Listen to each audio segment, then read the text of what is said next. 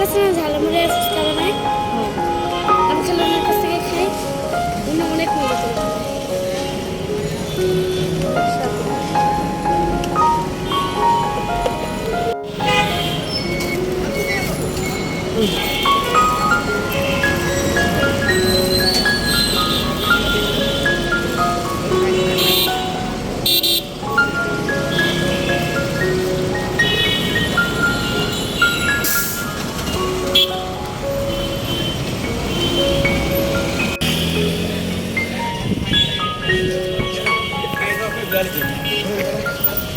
বামে বামে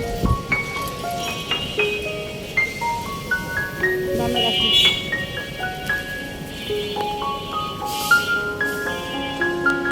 বিসমিল্লাহির রহমানির রহিম। আসসালামু আলাইকুম। সবাই কেমন আছো? আশা করি আল্লাহর অশেষ রহমতে সবাই খুবই ভালো আছো। আলহামদুলিল্লাহ, আমিও আমার পরিবারের সবাইকে নিয়ে ভালো আছি। মেয়েকে বাসায় দিয়ে এই যে ছাদে চলে এসেছি। ছাদের গাছে পানি দিয়ে তারপরে বাসায় যাব। তো চাবি নিয়েই ছাদে চলে আসলাম আর মেয়েকে বললাম যে যাও, যে তুমি খাওয়া দাওয়া করে নাও। তো আস্তে আস্তেই তো আসরের আজান দিয়ে দিয়েছে। এই হলো বাহিরের অবস্থা।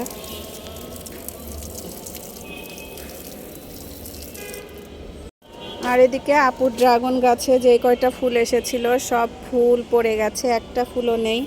তো আপুকে জিজ্ঞাসা করলাম, আপু কি হলো? বললো যে আপু বললো যে কোনো বছর থাকে, কোনো বছর থাকে না। তো এবছর আপুর ড্রাগন গাছে একটাও ফুল নেই, সব ফুল পড়ে গেছে।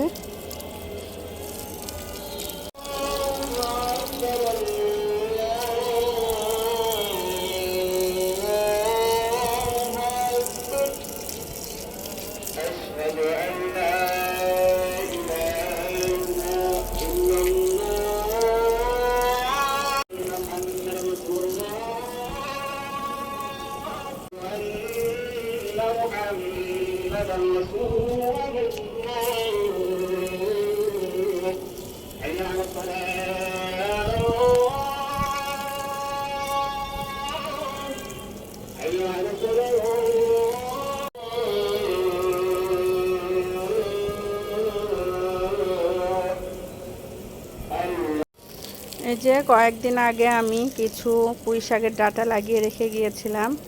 কিছু ডাঁটা এই যে পাতা আসছে, মাশাল্লাহ দিলে। আবার এই ঘাসগুলি উঠিয়ে দিতে হবে। প্রচুর ঘাস আসছে, কেন বুঝতে পারলাম না। হলো আমার ড্রাগন গাছ। আমার ড্রাগন গাছ নতুন লাগিয়েছিলাম আর এই যে মাশাল্লাহ দিলে এতটুকু হয়েছে। এটা ওই ওয়ালের ওই পাশে নিয়ে যেতে হবে, নিয়ে লাগিয়ে রাখতে হবে। আর এখানে কিছু মিষ্টি গাছের বীজ লাগিয়েছিলাম, এই যে মাশাআল্লাহ দিলে গাছ হচ্ছে। এখানে একটু পানি দিয়ে দিব বেশি করে। আর এই হলো আমার আম গাছ। আম গাছে যে ছোট ছোট আম আসছে আর এই যে বড় দুটো আম। মাশাআল্লাহ, সবাই মাশাআল্লাহ বলবে। ছোট্ট একটা গাছে দুটো আম এসেছে, মাশাআল্লাহ দেখতে কিন্তু খুবই সুন্দর লাগছে। আর গাছের নিচে অনেক থানকুনি পাতা হয়েছে। আর এই তো গাছে পানি দেওয়া শেষ হলো। আর এই গাছটা কিন্তু এমনিতে হয়েছে, মাশাআল্লাহ খুব সুন্দর ফুল ফুটেছে নয়নতারা ফুল গাছে। দুপুরে রান্না করেছি ট্যাংরা মাছ, ডাঁটা, আলু দিয়ে ঝোল করেছি। এদিকে করেছি চিংড়ি মাছ, কলমি শাকের ভাজি, চিংড়ি মাছ দিয়ে পুঁই শাক, আলু, ডাঁটার ঝোল। এই হলো আজকে দুপুরের মেনু। আর বিসমিল্লাহ বলে এখন এটা দিয়ে খাওয়া শুরু করব। তো প্রথমে আমি শাক ভাজিটা দিয়ে খেয়ে নিব। আর ব্যাস থেকে এসে ছাদের থেকে নেমে এখন মিঠুকে খাবার দিয়ে আমিও খেয়ে নিচ্ছি। বিসমিল্লাহির রহমানির রহিম।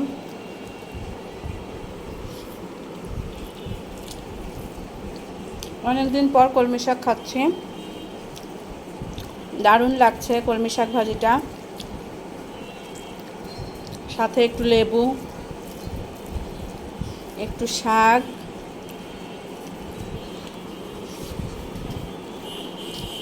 একটু কাঁচামরিচ, পেঁয়াজ। অসাধারণ, অনেক টেস্ট। আর এখন খাচ্ছি চিংড়ি মাছ দিয়ে পুঁই শাকের এই রেসিপিটাও কিন্তু অসাধারণ হয়েছে।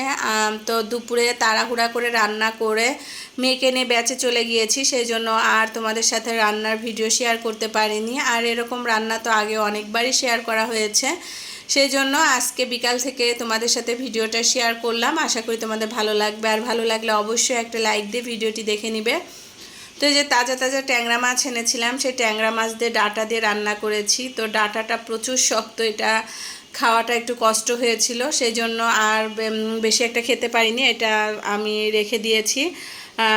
পরবর্তীতে ভালো করে জাল দিয়ে তারপরে নরম করে খেয়েছি। তো ডাঁটাটা বেশি একটা ভালো না, সেজন্যই শক্ত ছিল।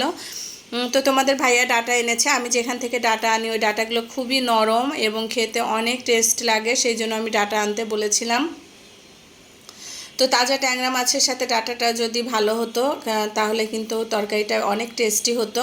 তো যে দেখতেই পাচ্ছ ডাঁটাটা প্রচুর শক্ত।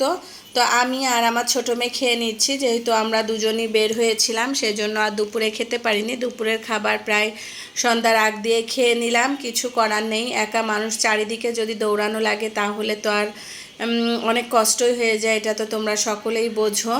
তো সেই জন্য আর কষ্ট হলেও কিছু করার নেই, ছেলে মেয়ে মানুষ করতে হলে মাদের পরিশ্রমের কোনো শেষ নেই।